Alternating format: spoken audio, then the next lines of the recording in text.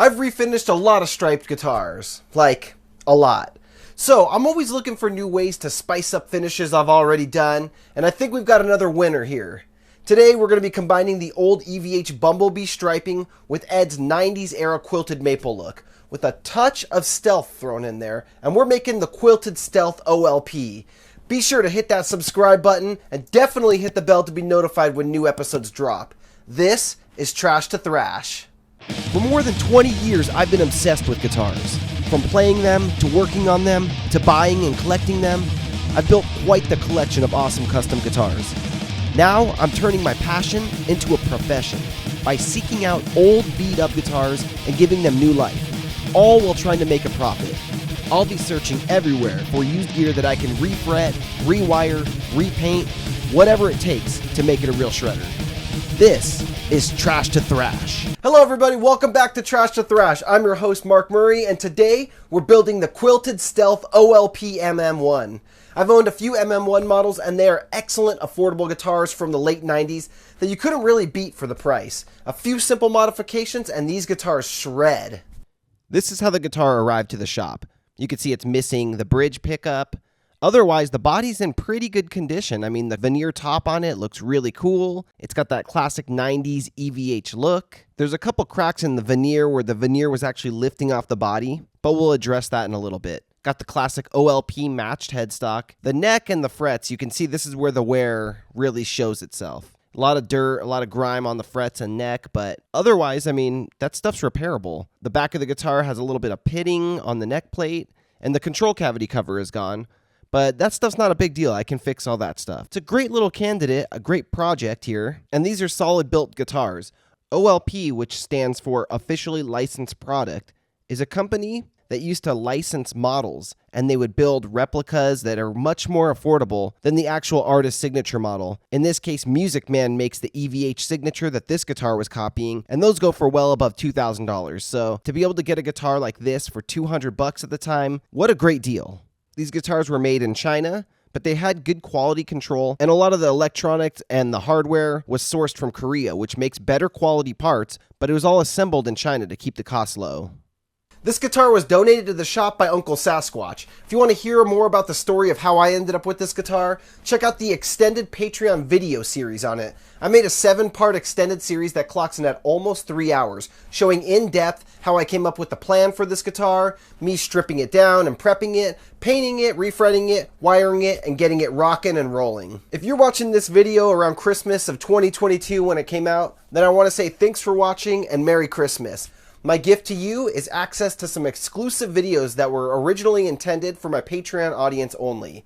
If you want more content from me, I do an extra Patreon video every week where I show behind the scenes and top secret projects I'm working on.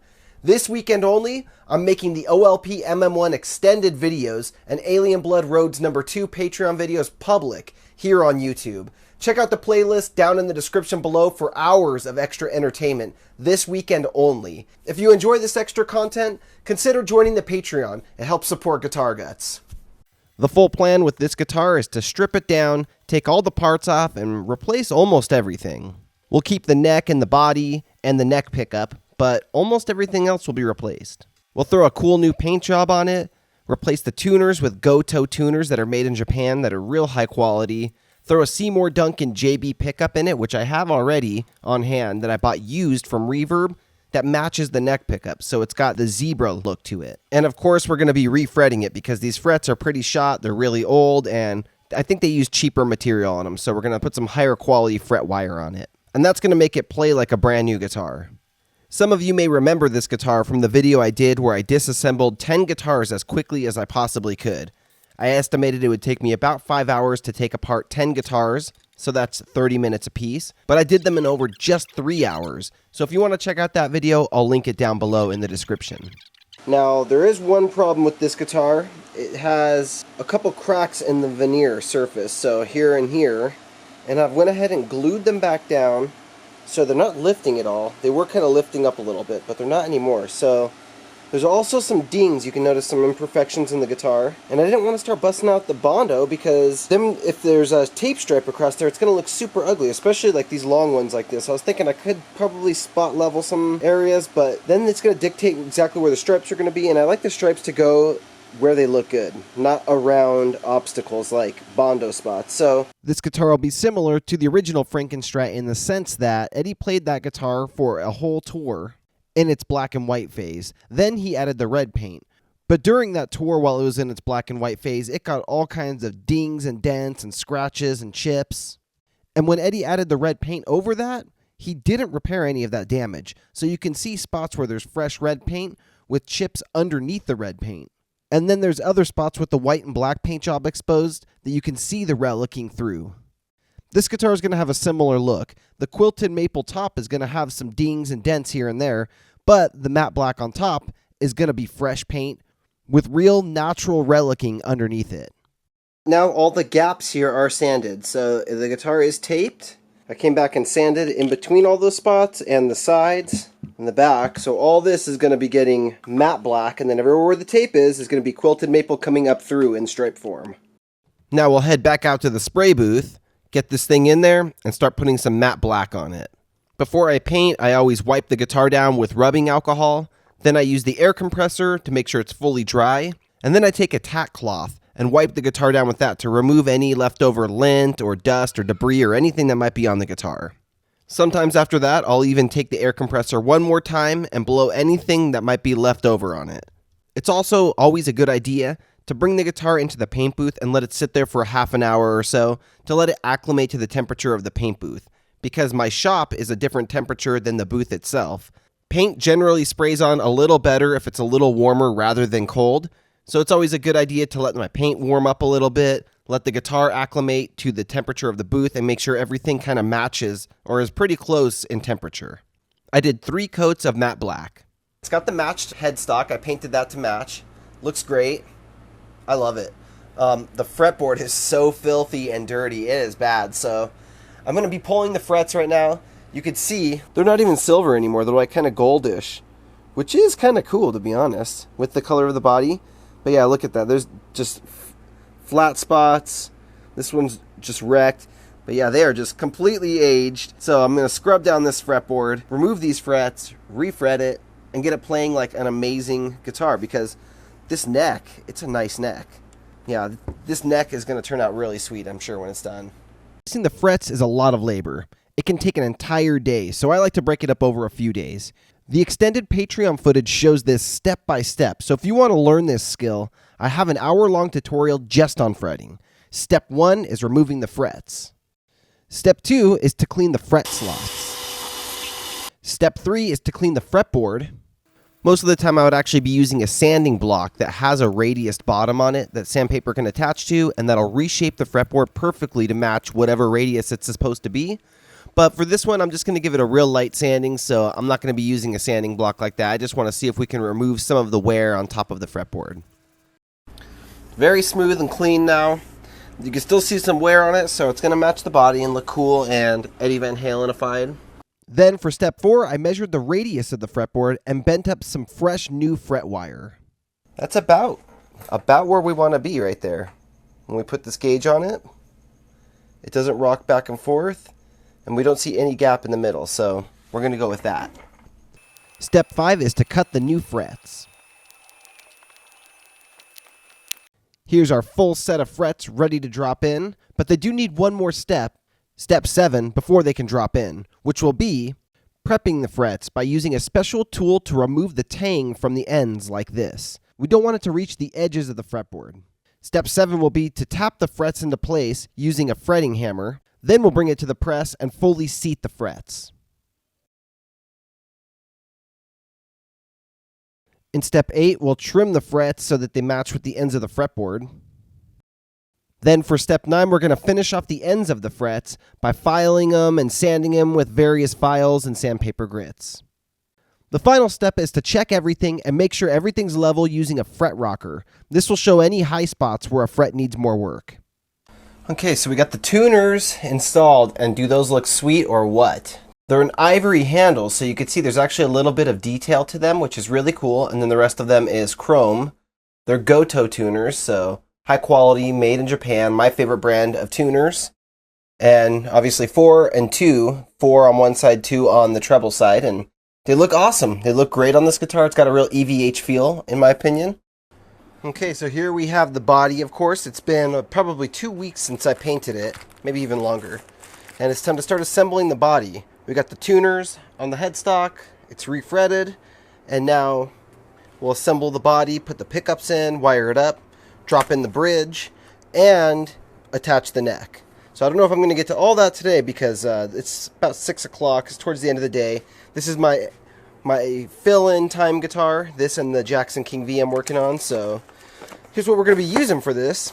We got a Seymour Duncan JB. Matches the pickup that came in it.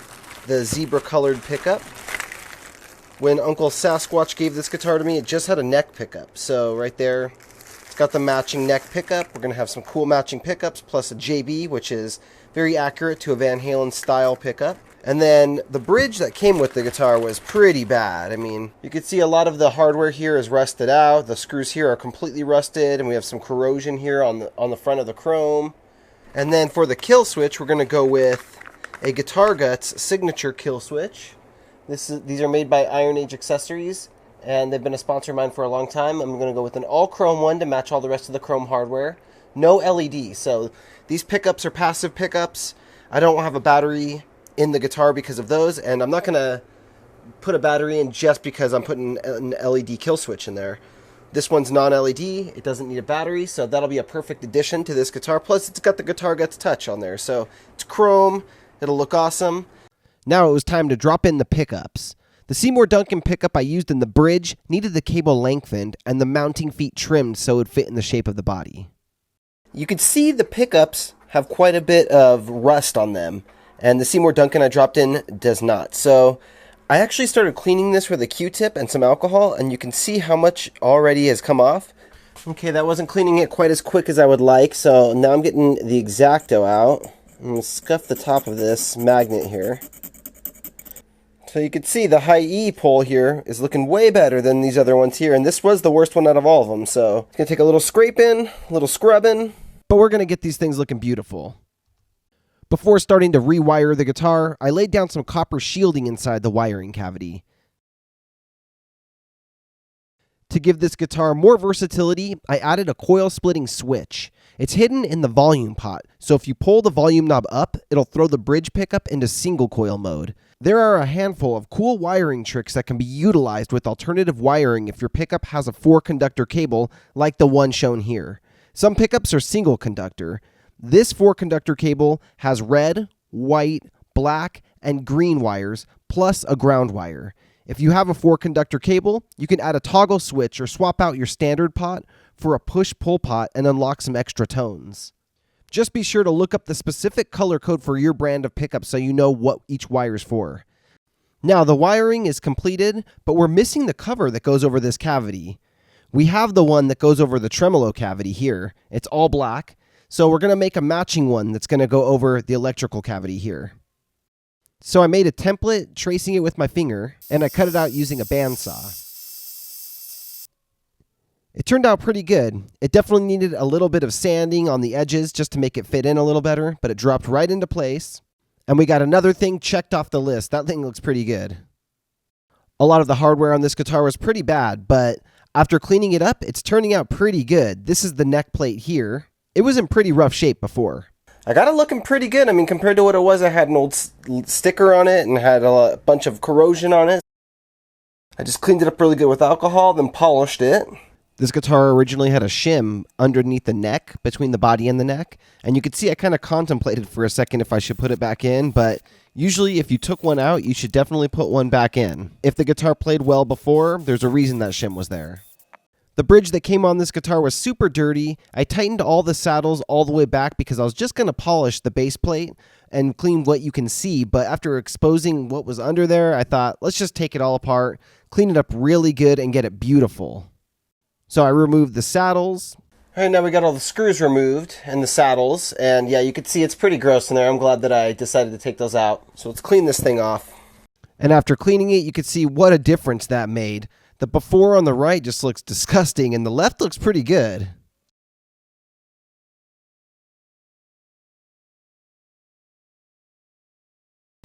Okay, now it's the moment of truth. Let's see if the wiring works.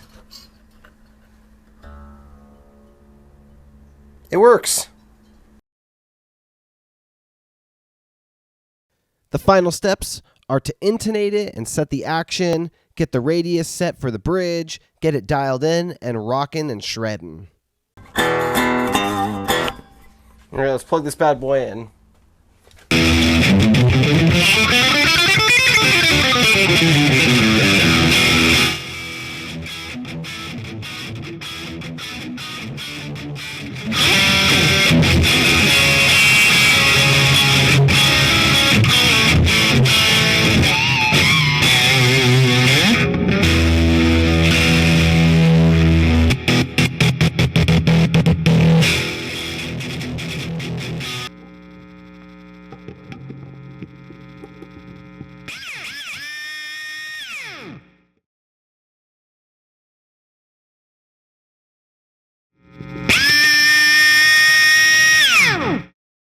But unfortunately, the guitar doesn't.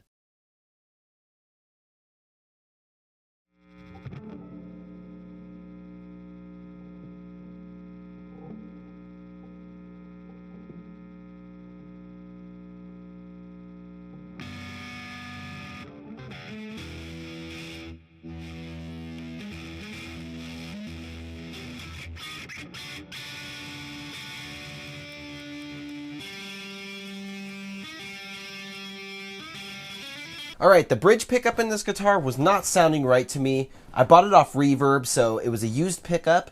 I bought a lot of used pickups before, but usually they come in with no problems. There's something going on with this thing. One of the coils is like, it might be grounding out or something, or reverse phase, because it sounded very tinny and didn't sound right to me. You'd think I would have learned my lesson and bought a brand new pickup to replace that one, but no, I found another person who was selling a discounted used JB pickup, so the exact same Seymour Duncan pickup, but I'm going to swap this thing out right now. We'll plug it back in, and then I'm sure we're going to get a better sound out of this guitar. After a little modification, this pickup was ready to drop in. And just like that, we got the new one mounted, ready to go. We'll get it restrung and then flip it over and wire it in.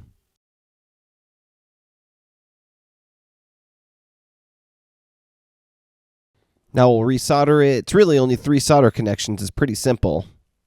There's a connection for the 2 ground wires. There's a connection for the hot. And then the red and white wires were twisted together so we could get a coil splitting effect out of this pickup.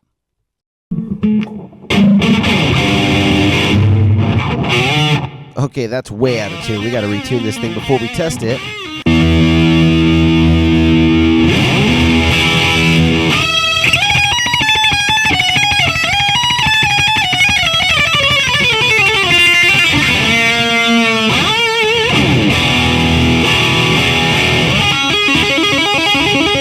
This thing sounds so much better.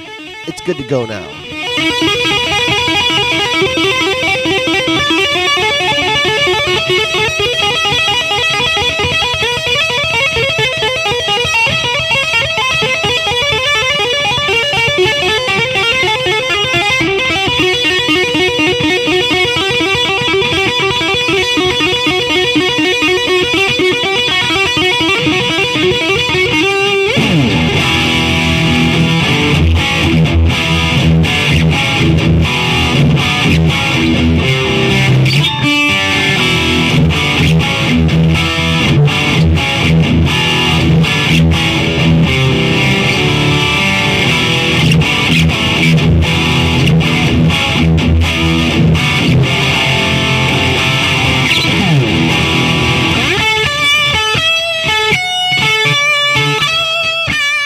Alright, so what'd you guys think of the Quilted Stealth OLP MM1? Let me know down in the comments section. I love hearing from you guys.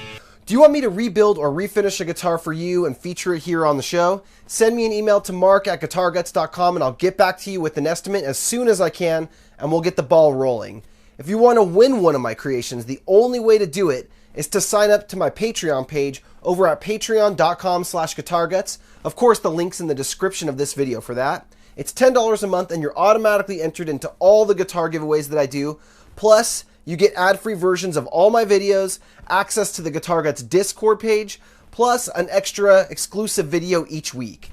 You could also help support GuitarGuts by visiting guitarguts.com and buying a shirt, stickers, baby clothing, a kill switch, custom pick, a pedal, or even a guitar. Right now, we have a few guitars available up at guitarguts.com, including the guitar featured in this week's episode, the Quilted Stealth OLP MM1. With the GuitarGuts Chrome kill switch, Goto tuners, and a Seymour Duncan JB pickup. Using Shop Pay through guitarguts.com, you can get this guitar for 4 payments of $225 billed every 2 weeks, plus shipping, and it's paid off in 2 months. I just listed this beautiful Schecter C7 Hellraiser in transparent black cherry with this super nice quilted maple top. It's a 7-string guitar loaded with EMG 707 TW pickups. These pickups are switchable from humbucker to single coil with push-pull switches in the knobs. It has neck-through construction and locking Schecter tuners. It has freshly polished frets, a set of brand new Ernie Ball strings, and a full setup. When you buy any of these guitars through guitarguts.com, you can break them into 4 payments using Shop Pay. Each payment is billed every 2 weeks, so this one comes to $132 every 2 weeks plus shipping. And it's paid off in a 2-month period. The best part is you get the guitar right away, so you can make payments while you play it. There's also the 1994 Jackson JSX Concept with crackle and splatter. It's blue and it's chromed out, it looks awesome, and it's ready to ship and for you to shred on right now. Using Shop Pay through guitarguts.com, you can get this guitar for 4 payments of $325 plus shipping, billed every 2 weeks. Another new listing is this 1993 Jackson King V Standard. This thing is a monster. For the finish, we did a navy blue base with white crackle over it. Then finished it off with a satin clear coat. The EMG 85X and 60X pickups sound monstrous. The neck on this guitar is incredible. It's so thin and fast. The guitar has a fresh fret polish, restring, and a setup. Corners are ultra fresh, no scratches or chips or dings. It also has a matched headstock with a black Jackson logo, a master volume, 3-way selector switch, and a Tessie kill switch with a blue LED. The vintage Floyd Rose on this thing looks really awesome, and it performs as an original Floyd should, with ease. The pickups sound incredible, the look is flashy and radical, and the playability is off the charts. Using Shop Pay through guitarguts.com, you can get this guitar for 4 payments of $375 plus shipping, billed every 2 weeks, and it's yours. Thanks so much for watching. Hit that like button, be sure you're subscribed, and rock on, my friends. If you enjoyed this video, please hit the like button, remember to subscribe to the channel, and hit the bell to be notified every time we drop a new video. If you're watching this right when it came out, December 2022, check the links in the description to get free access to some of the Patreon exclusive videos this weekend only. Click the green guitar to check out our second channel, GuitarGuts 2, as well.